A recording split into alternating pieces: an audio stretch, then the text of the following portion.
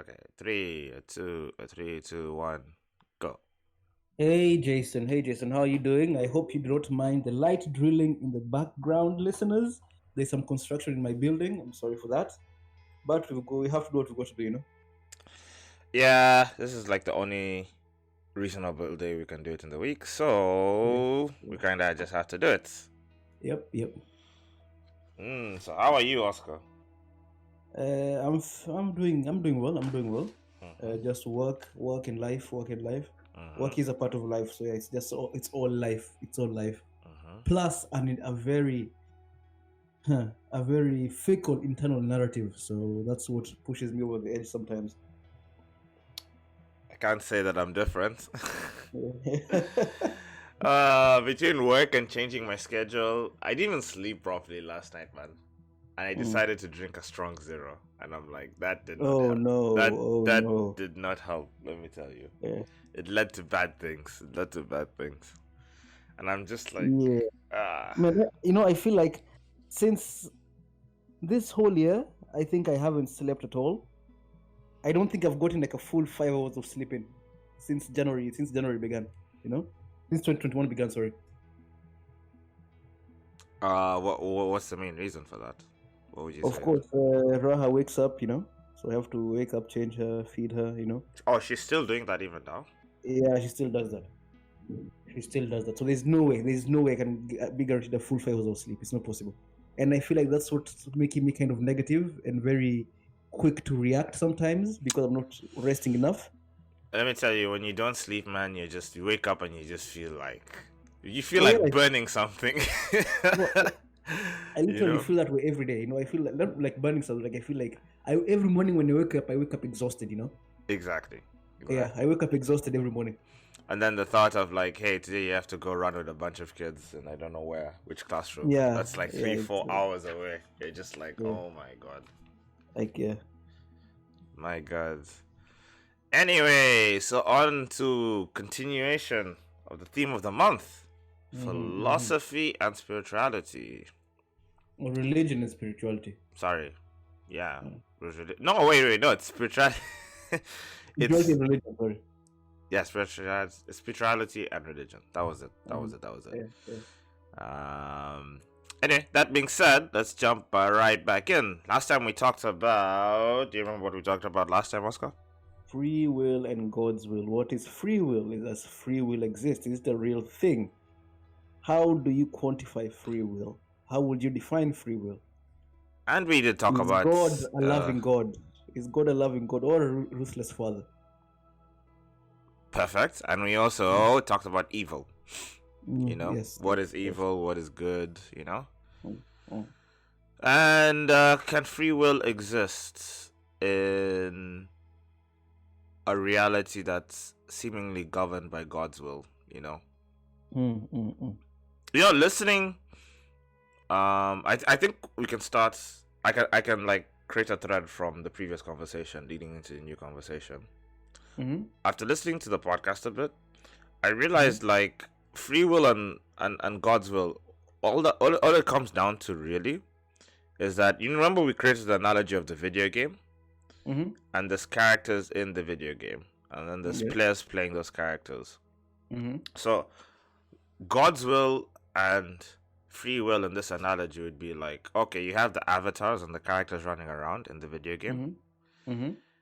It's a matter of who's controlling the avatar, right? Free Okay. will would say, the doctrine of free will would say that we're the ones controlling the characters. That is to say that we Mhm, are the players and those mhm, characters, right? mhm, While as in God's will would say that we are the characters, but somebody else is the player, you know? mhm, So mhm, the player, we're not self autonomized. We are being controlled by something else. mhm, mhm.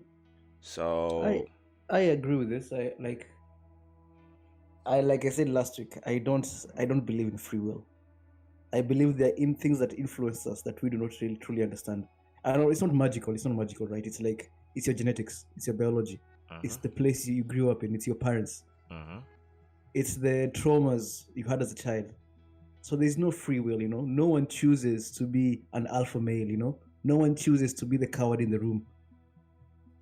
mm-hmm, mm-hmm. I don't think there's free will in those things. Those things happen over time through experience, through genetics, and through many things lead you to be who you are. Yeah.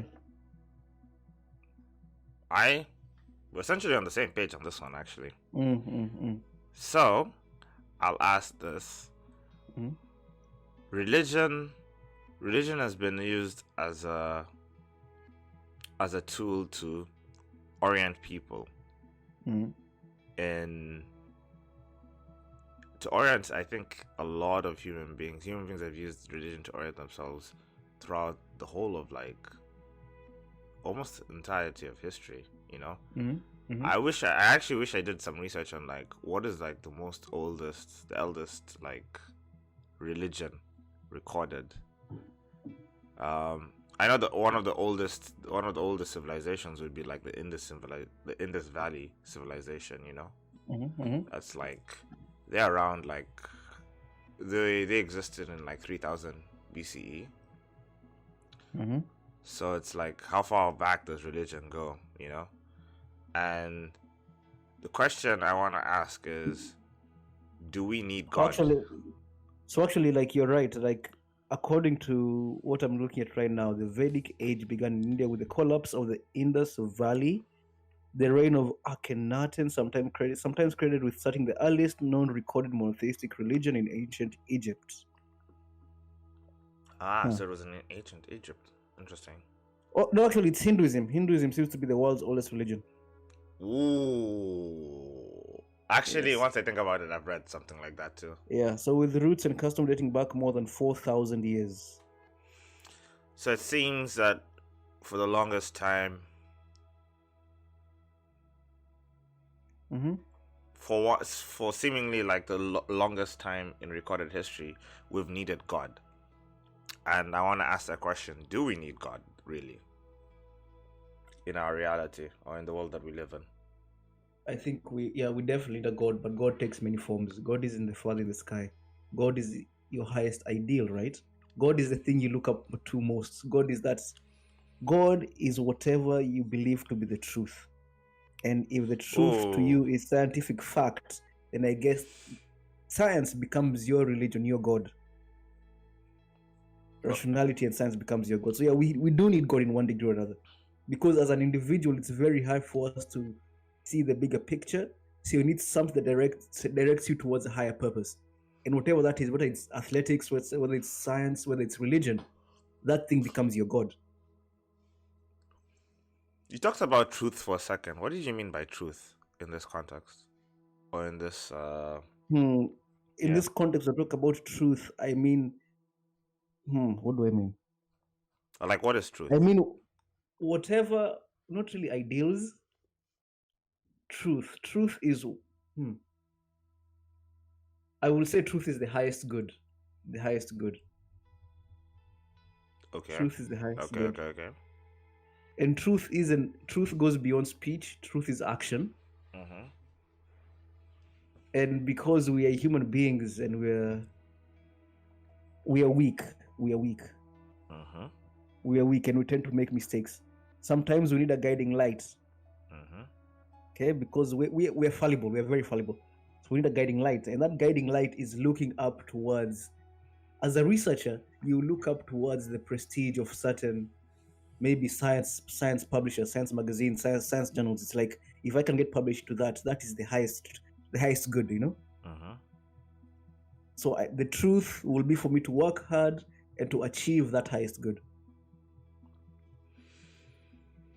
As an athlete, go on. But I would argue, the atheist argument for this would just be human civilization has had a clear direction. If you look at recorded history, we've gone from hunter-gatherers to people living in cities to people being able to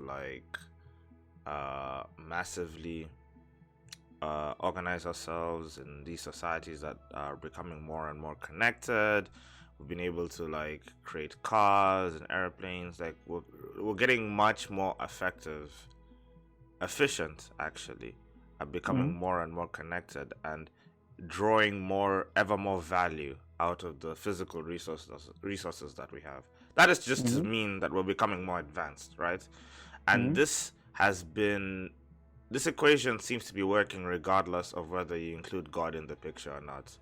So I'd ask, as an atheist, let's say, for example, as an atheist, it's just like, do we really need God if human intellect and creativity seems to drive itself, even in a godless world? Do we need God? Like, okay, like goes back to episode 1, or your definition of God. Is it God the Father here, or just God, your values?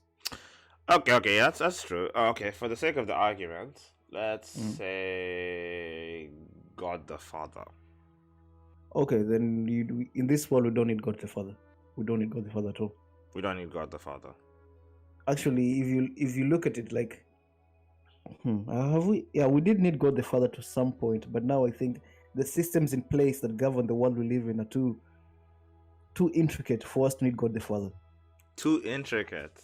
Yes. Really? Yes. Okay. Yes. Okay. Yeah, like we think about this in the past. If there was a dispute between the families, right? Yep. They will go to the local witch doctor, who will like speak to the gods or whatever and give them a solution, right? But now we have people who study law for 7 years and can tell you why Jason is wrong and your neighbor is right, according to the law. A lot of ancient civilizations needed the blessing of the gods before going to war, for example. You know. Exactly. Stuff like that. So now we have people who are studying the intricacies of society and laws. Right. So we don't need God to tell us these things anymore, you know? Okay. Yeah, we have these things. We've set these things in place for ourselves right now. So, will it reach a point where we never need God the Father?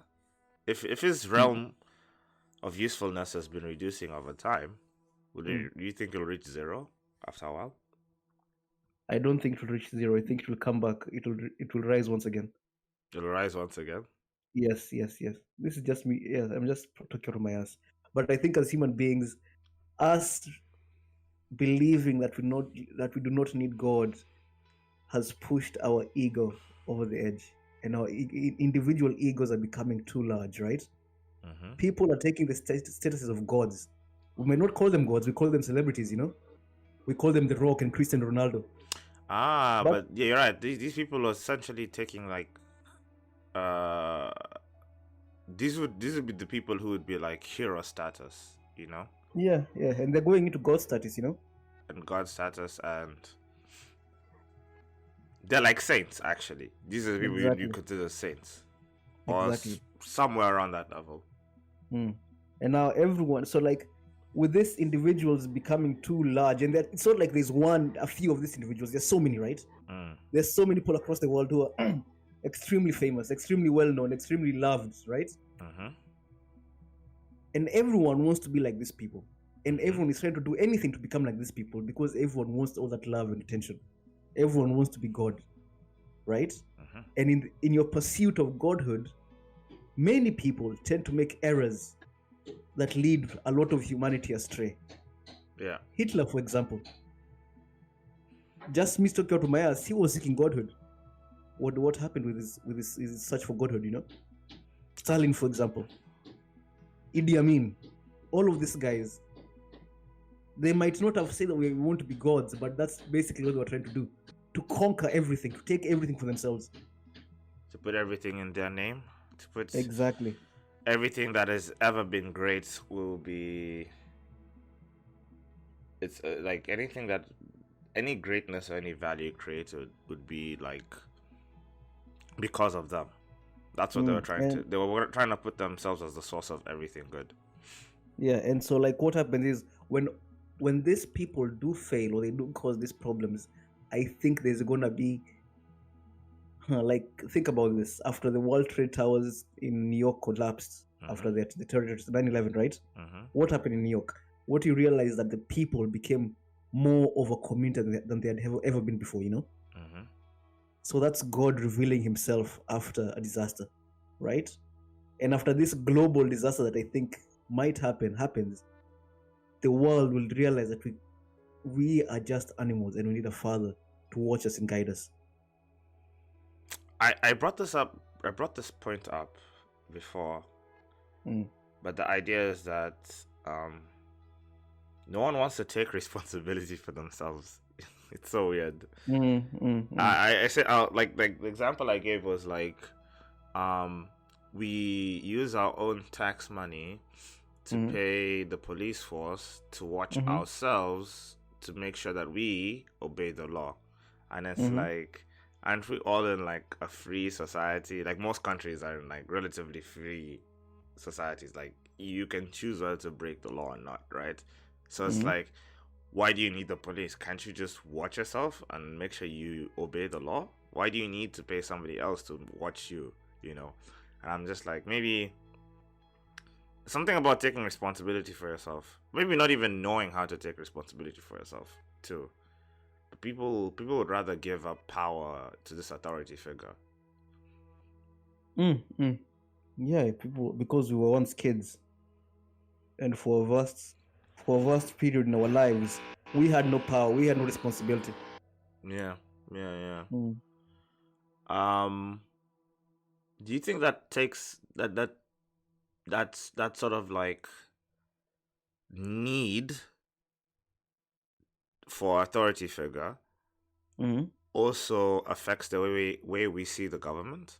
Because we talked about this a lot, I think, in some of the few episodes. When somebody says, "Oh, you know, this government is doing this," or like, "Screw that government," but then, it's how like, does this go into religion then? How does this act on religion? I will bring it back because it's just like, government is a very complicated thing, right? It's like a body made up of many people, right? Yet we choose to see it as this one authority figure, this one consciousness that seemingly has a plan for everyone and would fix everything. Doesn't that sound similar to a god? Oh yeah, it does. Even though, like, we know how complicated government can get. We know it. Like, everyone knows how complicated government can get, yet we all oversimplify it. We're all guilty of oversimplifying it. Is this like a trap that human beings fall into? Like, I don't think it's a trap. Like I said, I'll repeat once again. I think I'll repeat once again is that, well, since birth to around, I don't know, 18 years, 15 years, wherever, depends on where you come from, you are living under the care and protection of your parents. You had no responsibility, right?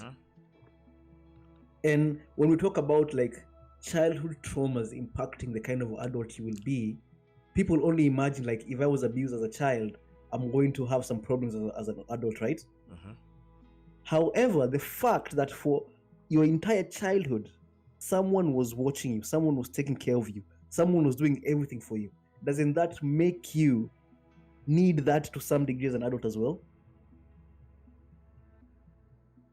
Like the notion of God, like someone to watch over us, with the government, starts at home, starts in the home. You always had mom and dad to protect you. As an adult, there's no way you can do everything for yourself. It's not possible. No one can do everything for themselves. Yep. That's why we live in communities. Yeah. Exactly. So you need someone to protect you. Even the baddest man of the world, even, I don't know, fucking Joan Jones, Conor McGregor, even they have bodyguards, man. You know, it's like you need someone to watch your back. Exactly.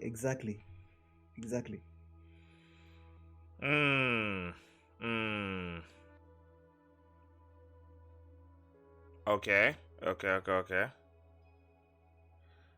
But someone would argue like, so the idea of the community isn't enough for people. They need some sort of figure above that. So on top of the community that they have, they need a god too. Because the community is made of people, and you know people, you know your neighbor, and you know the mistakes your neighbor can make or has made. But God doesn't make mistakes. Also, I just thought about it. There's those elements in your life that are beyond your control, you know? No one can control them. Like my future, for example. Where does my future go? No one knows, right? So I guess it is more comforting in this aspect to think of a figure who has my future sorted out. So suddenly it's like, oh, my future sorted out by this person that loves me and wants to take care of me. And if I devote myself towards them, then there'll be nothing but bright things in my future, right? That idea is so comforting. It's like, who wouldn't want to believe in that being? Or who wouldn't want that divine being's grace, you know? So if the community is something that you need for comfort on like a day-to-day basis, and maybe protection from elements that are like real in your life, I feel like God is more of like, it's something that you would attach to the things that you can't control. Or you go to God to help you for comfort or for protection from the things that you can't control. That makes sense. It makes sense. Okay. So, okay. Do we need God? So you say we don't need the Father, God who is the Father, right? Especially in our world that is like, we're clearly living in a godless world, right? Yes, like I feel like we're becoming even more godless over time. Religious people would go crazy, but I think that's just a fact. I think people, like you said, people are worshipping their phones, worshipping celebrities, worshipping X, Y, and Z. Exactly. Yeah. So that's... we'll just replace God with something else. Like, it's like, I'm an atheist. No, you're not. You're not an atheist. You just have a different religion. It's that streamer on Twitch. Exactly. She's your new religion. She's your her group chat is your religion now, you know. Yeah, exactly. Okay, so how about God, the other iteration of God that we talked about? Truth, God being your highest ideal. God the truth. Yeah, then everyone needs God if that's the case. Everyone needs God, and everyone has God in their life if that's the case. Think about this. When I'm in the train, right? I tend to see girls who like open their front camera and work on their cosmetics, like fix their hair, and it's like they're fixing small details that I can't understand what they're fixing. I can't see what they're fixing. You know what's hilarious about that? The only one who'll pick up on that is other girls who go through the same thing. Normal people who don't usually put up makeup will know nothing about what they're doing. Yeah, like my point here, those girls who are fixing very tiny, like moving their hair like an inch to the side, their highest ideal is beauty, right? It's beauty. This is just so funny because I'm just like, I see so many, even high school girls are doing this. Yeah, I'm just like, there's that one thread of hair that's covering their forehead. They'll be like, in their hair. I'm just like, what the hell, dude? Relax. Like, no one cares about that one thread of hair. No one will see that. But they do, right? Yeah, they do, and that's their highest ideal, beauty. They're seeking perfection, physical perfection, or whatever you want to call it, and that is their God. Their God is beauty, right? Okay. And every day when they're moving that hair to the inch, that's their chant, that's their prayer. Okay. Yeah. Even for you, right? You have a challenge like you want to see how many push-ups you can do, right?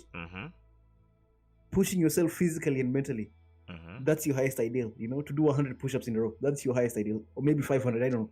That's your God. That becomes your God, because you're putting your focus and attention into that, And over time, even though it's painful, you start to love it. You start to appreciate it because you're seeing the results you're gaining, right?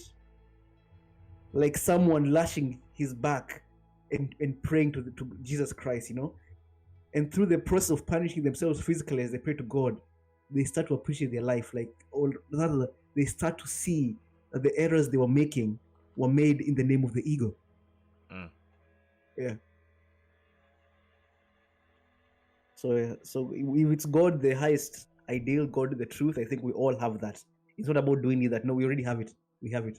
You're right. No matter what name, you can go by it through, like, there's many names to call it, right? But essentially that truth, as we call it, the God, the truth, that iteration of God, we all have that in our lives. We all need it, actually. because it's like that's that thing that orientates you, Exactly. and it's the thing that you work towards. You know. And now this leads into the next question, where it's like, is God the source of morality and value? God. No, I think that's society. I will put society up. I will give that to society, not God. I think society decides what's moral and immoral, and then we project those ideals onto a God, you know? Okay, no, yeah. Actually, I agree. It's like we get customs and values first as a group. Yeah. And then whatever ultimately comes out of that discussion, we project that onto a divine being, or we create some sort of myth around it. Yes. And that myth is what we end up worshipping, right? Yeah. Okay. So that being said, then, what do you need? Do you need God in order to live a good life? God the Father or God the truth? We'll go through both of them. So we'll start with God the Father. You do not need God the Father to live a good life. You do need God the truth. You need because God the truth. If you don't have a highest ideal in your life, what are you working towards? What are you pushing for? There's nothing to live for. You know, like, we live because we have hope. We might not want to call it hope, but the hope is that tomorrow will be better than today. You know, I'll get a better job in the future.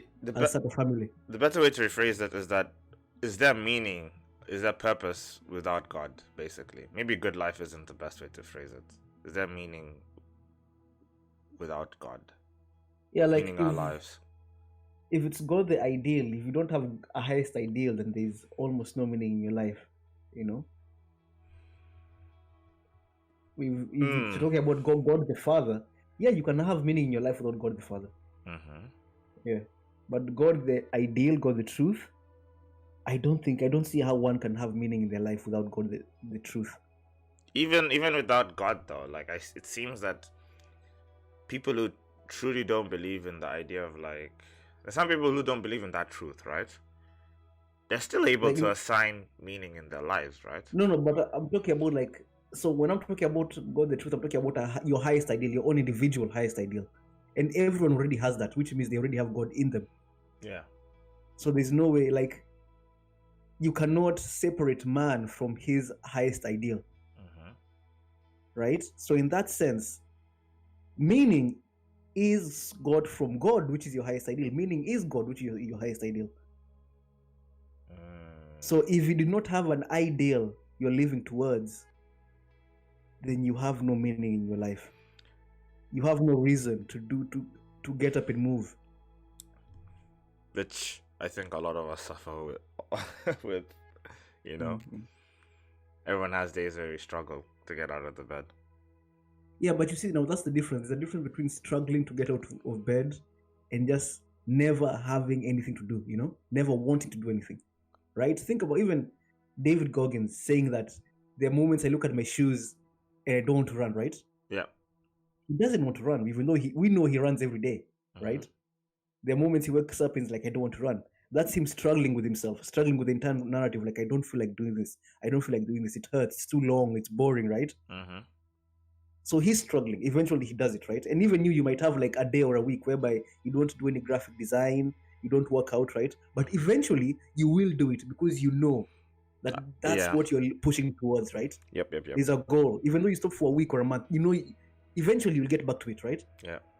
But now imagine if you never had anything you wanted to get back to. Nothing at all. Nothing. You are a lost soul.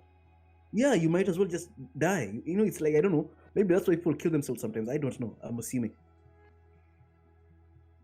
Like, what's the purpose of, what's the point of living if there's nothing you're living towards? So it is. There's no march towards heaven, you know? It is necessary to have truth. Yes. So, yeah, I don't think man can live without that. What happens to the God within you when you die? Depending on what kind of life you live, the God within you just is spread out into other people. Great writers inspire me. They're dead. Most of them are dead, right? The God within them, through their works, has infected me, has awoken me to a truth, That truth has... Okay. Yes. Maybe think of great musicians who are dead, Mm-hmm. For some people, the way they play the guitar or the piano has awoken something within them. So the God within you never dies. It moves on. It lives on beyond you. And even if you've lived a regular life, just the way you treated your kids, your kids will recall that, and they'll treat their kids in a similar way, and they'll speak about you, So in this way, you would say that God is greater than death. God lives on beyond death. Yeah. There's no death for God. There's no death for God. Even there's no death for the highest truth. The highest truth is what it is. Okay. As long as there's people there to what?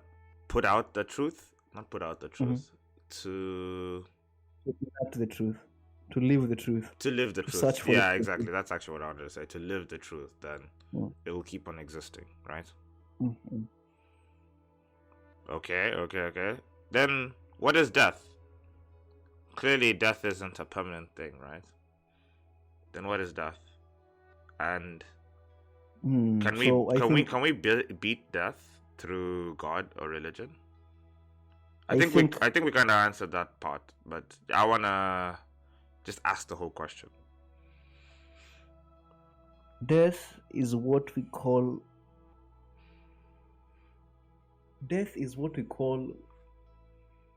What is death? There's a physical death, right? We all know the physical death. Your heart stops, your organs die. The thing So I think yeah. So death, for me, death is just physical, right? Death is just physical. There's nothing. Okay. There's no other death. Death is physical, right? And what happens is, because whatever Jayson is, whatever Oscar is a consequence of his experiences, his biology. The things he's read and seen and heard and watched, all these things, right? Yes. So these things live on even after I'm dead, right? Someone else can go to the same university I went to. Someone else can watch all the movies I watched. Someone else can read all the books I watched. And they might not be exactly like me because I had my parents and I grew up in my house, right? Are you saying that the environment persists after your death? The environment persists, and the environment can create something that was similar to the consciousness that was Oscar in his physical life. But it'll never create the same Oscar. No, never the same Oscar. Never the same Oscar, because Oscar here is also Oscar plus this physical body, right? Yes. And what does the world see? When the world observes Oscar, they don't observe my speech. They don't observe my thoughts. First of all, they observe my physical body, right? Yes, that's the first thing we all see.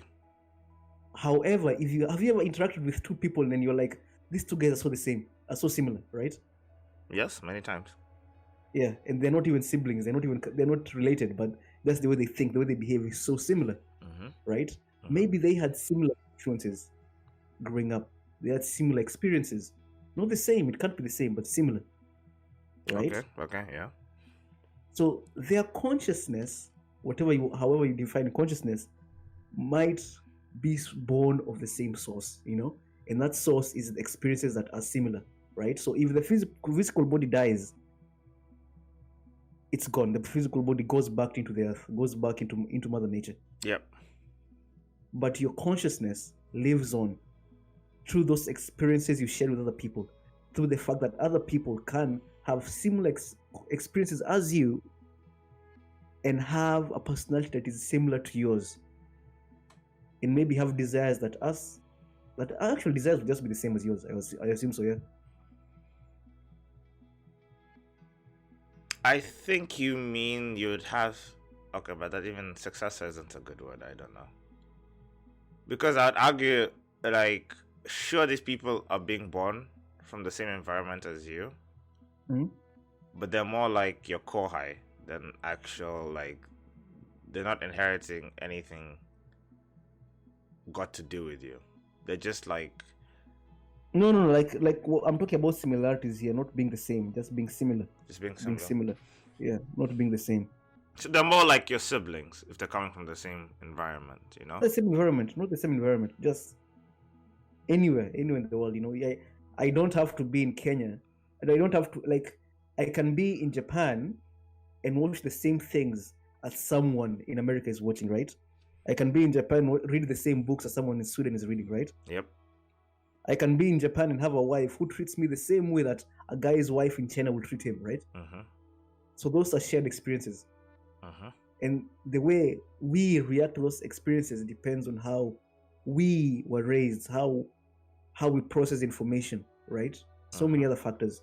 But if we process information the same way, if we were raised in similar ways, we might deal with those situations in similar ways. We might react to situations in similar ways. Mm-hmm.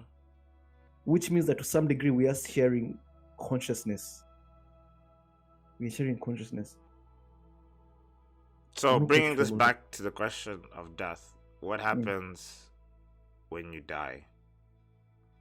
Aren't you just being disconnected from that shared consciousness? I don't know if you're being what happens when you die? No, I can't say what happens when you die. I've never died. But but logically thinking, it's like you're losing a node in the network. Yes, biologically speaking, yes. Biologically speaking, everything shuts off.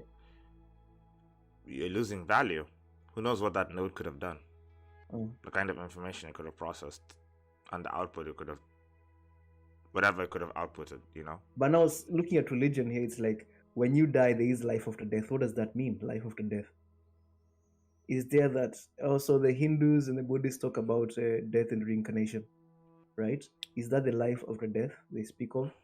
In Christianity, life after death might be going to heaven, right? One way or another, I think a lot of religions have tried to answer, have tried to give the truth behind immortality and finding a way to live forever. How so? What do you mean?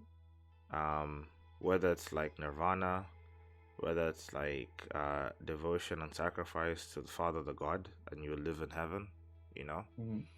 With different ways, but it's all about being immortalized, you know? What has made... we all know what is made. It's just the fear of death, actually. It's the fear of death. Is the fear of death that strong? Fear of physical death. It's strong. Strong. And I don't think when people fear dying... Okay, let me start with myself. When I think of my fear of death, it's not the fear of losing this physical body. I don't fear this physical body ceasing to be, but what I fear is losing these experiences, losing potential experiences to be had, you know? That's what I fear, you know? I fear not being able to love my wife and my daughter. I fear that. It's not so much about fearing like, oh, one day I'll just be in the ground, you know? It's like, when I'm in the ground, what won't I be able to experience? That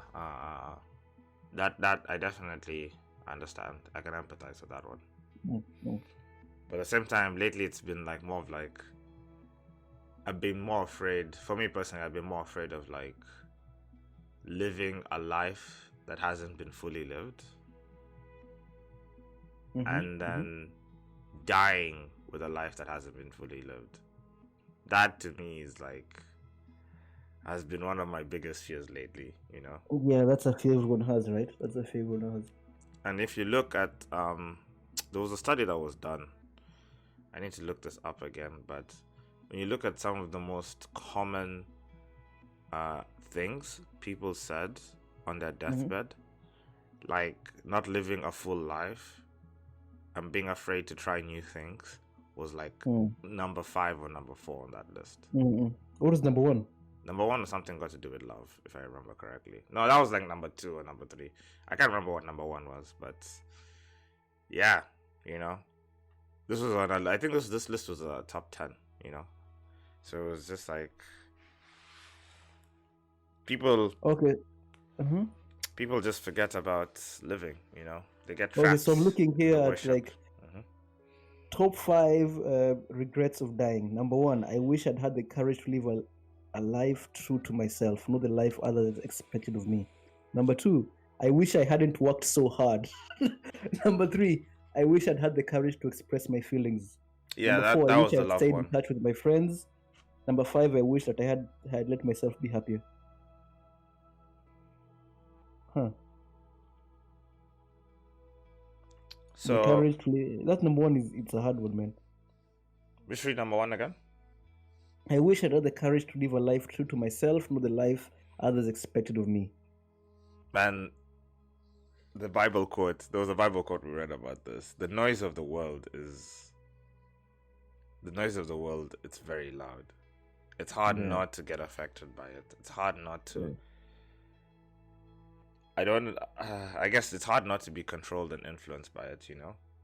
Mm-hmm. And on the way to, like, trying to be better accepted into the system, because you need to be accepted into the system if you're going to live around people, right? If you're going to pay taxes, if you're going to get a salary and stuff like that, you need to be accepted into the system. Then you need to conform in some way or form. You need to conform in some way, you know? Yes. And what is conform if it's not sacrificing a part of yourself? Yeah, like you have to, like, we always lose ourselves in the name of others, right? Yeah. Like how, like, I look, like me saying, like, I haven't had a decent night's sleep since my daughter was born, you know? I'm losing myself in the name of Raha. Yep. Right? Yep. Definitely. And yeah, so there's no way to just, like, live life for yourself. It's not possible. But we can live our lives for God. Isn't that so? Is God ultimately what we think about, like, us freeing ourselves, you know, breaking away from that conformation, is that the word? From conforming, you know? Breaking away from that system of control. Is God the tool and, like, the mindset we use to break away? I think if you sit down with yourself and truly commit, like, to, like, an hour or 2 hours, just write down your thoughts, you will discover what is the highest ideal for you. You will discover the God in you. I agree with what you said. I don't think people can operate without having a highest ideal. No, but what I'm trying to say here is that if you want to live a life that is true to you, you have to sit down with your thoughts first and find out what is true to you. Because I think sometimes, especially in this world where there's a barrage of information coming at all sides, whether it's Netflix, Instagram, Facebook, Twitter, everything, there's too much is coming at us, right? Yeah. So our judgment has been clouded. Our vision has been clouded, right? Yep. But if you can sit down with yourself for a certain amount of time and listen and be alone with your thoughts and listen to your thoughts, you start to break the barriers. You start to, like, go deeper and deeper, because I think right now for most people, whatever thoughts they have has been influenced by the last thing they saw on Instagram, you know, or the last podcast they had, right? It's interesting to say, going back to what you said, the shared consciousness. We're so connected, and was like the idea of the shared consciousness is so strong and has such a, like, heavy influence on us that our individual consciousness, we don't even know our individual consciousness. Exactly. You know, it's like, yeah, you're right. Actually, that's a nice phrasing. It becomes so strong. It's like always doing bicep curls, right? At some point, your biceps can become too big that they're a hindrance for you doing most other things, you know? Yeah. Like, have you seen people with such big biceps they can't touch their shoulders? That's not a good thing. Yeah, I used to think that was funny, actually. Yeah. It's like, now, like, what are you doing with yourself, right? Exactly. It's like, yeah, right now we are so connected, which, like, it doesn't even make sense anymore. Like, we're like, I know too much of another person's thoughts, you know? I know too much of what he's doing right now. He's sharing Instagram, Facebook. I see his entire family. I see his entire friend list, you know? Yeah. It's like, I know who he's dating. I know when he got married. I know when he bought a house, because all of these pictures are online. Yeah, exactly. I do the same thing. I know what he looks like when he's naked, because maybe his nudes leaked. All these things that are just, it's opened up a whole new world of, like, it's insane, actually. You think about it. Yeah, so it's like, we're too connected, and, like, right now you need to be alone with yourself. Meditation is good for this, to listen to yourself. So okay, it's not even about maybe here in this case, enlightenment in this modern era will be to truly understand your own motivations, to understand what pushes you forward and what is holding you back as an individual, right? That will be enlightenment. And you need to sit down with yourself regularly and just listen to yourself. Write take a notebook and write down your thoughts. Just like don't even try to be grammatically correct or anything. Just sit down and write down your thoughts for as long as you can. And believe me, you will find some secrets, man. You'll find some secrets you're hiding from yourself. And when you said meditate, basically you're saying you need to pray. You need to pray. I mean, I don't know what. I think people define meditation and prayer differently, so I wouldn't call it prayer. I say specifically meditation in this case. Some people would argue, though, that the idea of praying. But okay, I guess the problem is that the idea of praying. Oh wow, okay. So there's the idea of praying where it's like the idea of praying I think in Christianity is submitting yourself to God, you know? Yes. God, I come down, I humble myself before you, blah blah blah, right? Yes. But I was thinking, because it was just like there's also like the weird version of like praying where you're asking for wishes, basically. Yeah, so that obviously these two things are not meditation. That's not the meditation. That's not the meditation. That was not the connection I was trying to draw. It was the prayers that the monks do. The monks, the chants. Now that's... Do they have prayers or chants? I don't know. I never know if they have prayers. But when you have monks who are like in the sanctuaries who pray for hours, right? Praying for hours in silence. Are they praying or chanting? Are they praying or chanting? There's a difference as well. No, but sometimes they can pray in silence. Do monks pray? I don't know. Yeah, I'm talking about the Christian monks. Christian monks. Okay. I thought yeah. Christian monks who like pray in silence, right? They're basically doing meditation. Oh yeah, you're right. Okay. So maybe in such a degree, yes, Christian prayer can be meditation, but most Christians don't pray for hours at a go, right? I feel like that's more of like the modern form. I feel like even in medieval terms, they used to pray for hours. Like some of them like would regular chant. Christians? Regular Christians used to pray for hours. Like regular folk, like people just living, being maybe not regular folk, but like it was normal. The monks. Yeah, for the monks in the sanctuaries, in the huge churches and the cathedrals, to pray for hours and hours. You know. Mm-hmm. I'm assuming people would see them all the time praying for hours. Mm-hmm. Yeah. So like, I think so meditation is good to kind of find yourself, to find your individual consciousness. Yes, because I think we've lost it, man. Most people our age living in the modern world have lost it. Man, we're so godless. Yeah, we have. Oh man, we are. And that's why it's very easy for us to get lost. It's very easy for us to get lost. I agree. And obviously you can argue that there's people in our society that love lost souls, because lost souls are easy to control. And if you can control a lost soul, they're easy to you can use them for anything. Become a soldier to protect you in your home, to protect you and your rich family in your home. You can use a lost soul to work for your company. You can use a lost soul to help you make money. Yep. They become a puppet, is what I'm trying to say.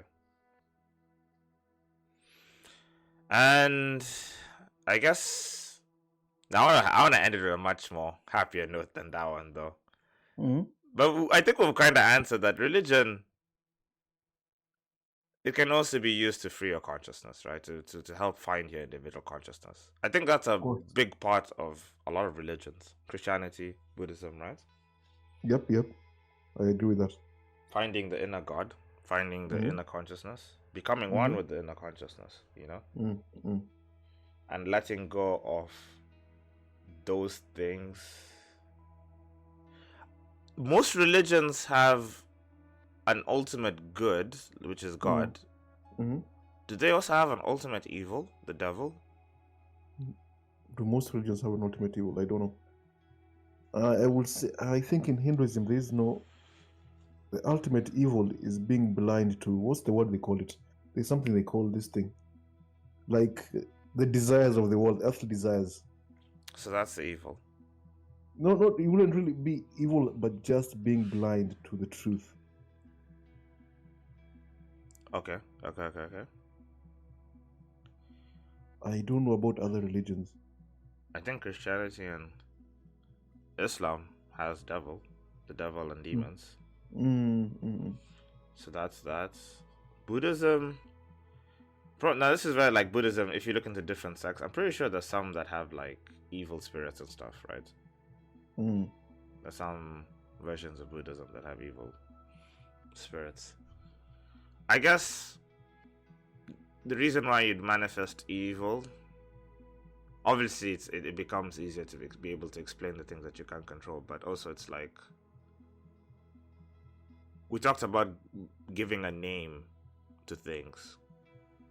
If you give a name to like the ultimate good, like God, it's easier to strive towards it. It's easier to it has a much more stronger form in your mind, right? And you can say the same thing about evil too. Evil, or like things that would lead you astray away from God. If you give it a form and if you give it name, then it's easier to not turn to it and to run away from it, right? And we're actually almost done. What is the devil in your life, Oscar? What are the demons in your life? Negative internal narratives. Can you give me one or two of these negative internal narratives? I'm pretty sure everyone has negative internal narratives. Yeah. No, it doesn't matter what they are. It's just like to keep repeating a story over and over again in your head. Overthinking, over analyzing things does no one any good.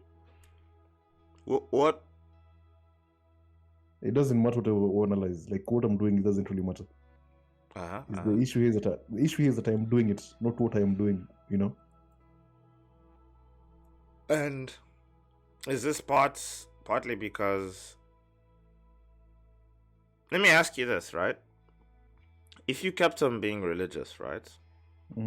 Like let's say you kept on being a Christian all the way up until now, do you think that would have changed the way you have like lived your life in any way? Oh, for sure, definitely, massively. The way you live your life, the way you see other people. Yes, of course. So I think if you lose your religion when you're too young, you kind of fall into the trap of believing you have control over all aspects of your life, and that's not true. Only in later years do you realize, like there's the arrogance of your teen years, the hubris that you understand everything, what's good for you and everyone, and if that is guided, or rather that is mixed in with the fact that you've lost your religion, things tends to go badly. You have no guiding light. You know what's funny? Sorry, just finish your point. Actually, I'll tell you after. Yeah, so I think religion is a powerful guiding light because it's something that has a very strong tradition in history. So it's something that you don't understand, your parents don't understand, the people who claim to be Christians don't really understand, but everyone follows it. There's power in that. That something is so great something is so great and ancient that despite people not understanding, they still follow. They still choose to follow. There's a power in that. There's power in the mystery, Right. And if you lose respect for the mystery, and you give that, if you stop seeing power in the mystery, and you give that power that will have been given to the mystery to yourself, you will probably fail yourself, especially as a young guy, especially as a teenager. Yeah. So definitely, if I didn't lose my religion as a teenager, I think life would have been different. But it's like, what ifs don't really matter. I'm here now, Jason. I'm here now. Word. I was gonna say you had an excellent point about young people or young men who think like, oh, I can just do away with this religion thingy, you know, because it's trapped me. It was something. It was like, this was a card that I was given that I'm being forced to use. This is like Noah's Ark, you know. But Noah's Ark protects you from the flood. And at the time when you're given the Ark, you don't necessarily know that, right? It's only later on down the line you think, oh, I was trying to free myself, but I actually ended up killing myself by drowning because the flood came and I had nothing to float with, right? Yep. Yeah. When we initially freed ourselves, quote unquote, freed ourselves from religion, right? We thought we were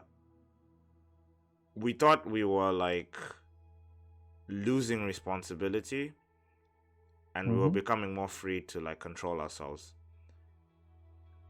But we actually gained responsibility. The responsibility we gained was by denying that authority figure. There became a hole in our lives where it was like, all right, if you don't have God that is the Father, then you need to like create a new God, right? You need to create God the truth. You need to restructure the way you see the world, right? And if you don't do it properly, then you screw yourself over, essentially, right? Okay. That is to say, basically, so you press Shift Delete on God the Father, right? What is the replacement? If you don't have a good replacement, then ultimately you're worse off, right? Is what I'm saying. Exactly. I agree. And that's what I was saying. Like when I was young, or like when we were 18 and stuff, when I was just like, oh, you know, I'm an atheist now, or I'm agnostic, right? I used to do it with such pride and arrogance, not thinking like, don't we all? like, do you know the massive responsibility you have now? You know, you've just removed all of your morals and values that you've inherited from your upbringing, right? Yeah. So now you have to restructure. You have to create. Now you're alone. Yeah, now you have to create that book of morals by yourself. Yeah. Again, and the entire thing, you have to restructure your entire like moral code from the ground up, and you need to decide where you want to go in life. That shit is hard. Even right now, we're still suffering with it, right, Oscar? Of course. It would have been so much easier to just not question the book of law and morals and ethics that we were given as a kid, and the religion that accompanied it, and just kept on going through life. You know, I'm not sitting here saying that what we did was bad or good. I'm just saying this is the consequences, right, of our actions. Yep. I get it. And Jason, I think it's time for us to call it quits. It's getting to that time. Oh yeah, actually, right. We were like 58 minutes. 2 minutes away. Any final thoughts? Final comments? No final comments for today. Just looking forward to the next episode. Looking forward to getting this thing to grow. And we'll keep at it. That's it. Consistency. I think that's the word. That's the word for the month. Consistency. We need consistency. And like Oscar said, we're just gonna keep doing it because this is who we are now, I guess. Yeah. This is who we are now. Yeah. Oh wait, might as well end it with this. Oscar, do you believe in life after death? Life after physical death? I don't know if I do. I don't know if I do. I don't know if I don't. Man, what kind of answer is that, man? What the fuck? Because it's a real answer. I don't know. I can't sit here and honestly say there's no life of death. It's like, so have you ever died? Do you know for sure? I don't know. So you cannot know. So you cannot say yes, but you also can't say no. Yeah, it's like no amount of philosophizing will give me the right solution, right? The right answer, you know. I just have to experience it. Cool. Okay. But then, even if when you experience it, you wouldn't be able to tell us what you think. It's one of those things you can't tell anyone, you know. All right. It's like one of those things. Is like, will aliens exist? Do aliens exist? Sorry, we might never know. Yeah, we might never know. Might never know. Maybe they do, maybe they don't. Who knows? But the one thing that's sure is that you and I don't know. We don't know for sure. Man, we don't even know what we're eating for dinner today. What are you talking about? People should know the kind of people they're dealing with. How do we know? No. You Jason, you speak of yourself. I know what I'm eating for dinner every day, man. You do? Yeah, I actually do. Because like I pretty much eat the same thing every day. I have like a probability, There's a high chance that I'm gonna cook today or buy a bento. If it's a bento, I have more options. I'm just saying, like I told you, I always buy the 2 kilos of chicken breast, and that's what I eat. Not my family. That's for me. Okay. Yeah, so I pretty much eat chicken breast or some pork every day. That's it, and some kimchi. Okay. All right. Yeah. Bye, Oscar. Bye, listeners, and thank you for tuning in. Goodbye.